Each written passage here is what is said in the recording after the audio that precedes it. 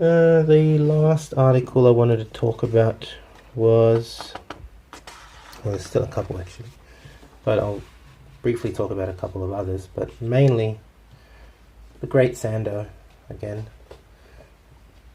This is a continuation from the last issue. Here he is, the great Sandow himself. And in this particular part of the story, because it's a story that's continued from the last one, we start off. Read the romance of strongmanism in its march from the circus to the lavishness and splendor of a Ziegfeld production with Sandow, its star.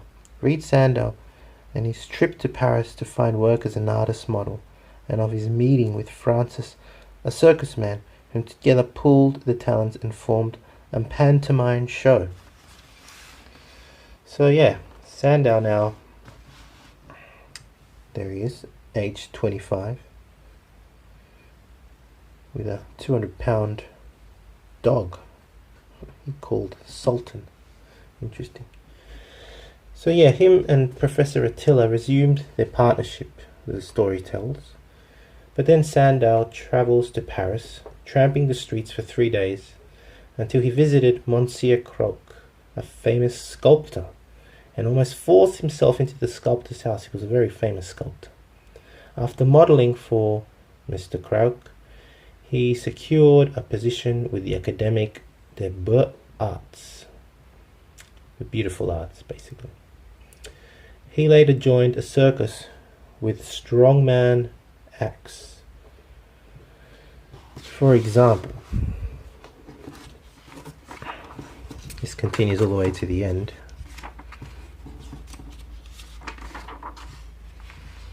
Page 51. Where is it?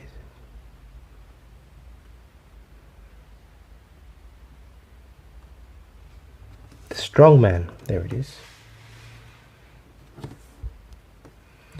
The strongman of the circus. Museum and Music Hall. Prior to Sandow's time, was in many cases of elephantine build. He was ponderous and clumsy, slow-moving and slow-thinking, a veritable truck horse. He sacrificed so many desirable qualities for strength and power. But Sandow changed all that. He illuminated by contrast. He was the physical savior of strongmanism. He was the physical way shower of the world. He was the embodiment of everything every youth and every man should strive for: strength and endurance, shapeliness and beauty, grace and dignity. Sandow was normal. The undeveloped are abnormal. Sandow was natural. The weak are unnatural. Unquestionably, Eugene Sandow has done more for man physical than any other person of modern times. A great tribute it was, indeed. Of interest, other interest was just a couple of other articles. Yes, more jiu-jitsu lessons. Developing high pectorals.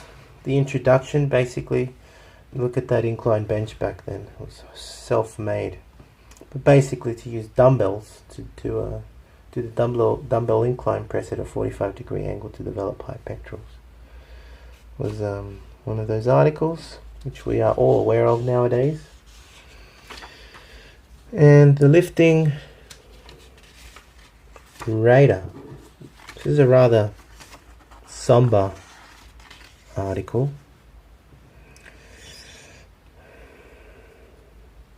And really reminds us of the horrors of war. The lifting radar. Let's have a read. Al Urban I'll repeat that. Al Urban gives us this action photo of Morris Lurie, who was New York State boxing champion at the age of only 18. He is Dan Lurie's brother. With deep regret, we are sorry to report Morris was killed in Italy, February 7th, 1944. Such is war. A horrible reminder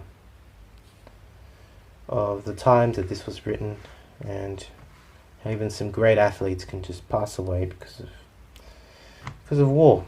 Anyway, that's the end of this review of this very damaged Your Physique magazine, February March 1945, with Tony Sansone on the cover.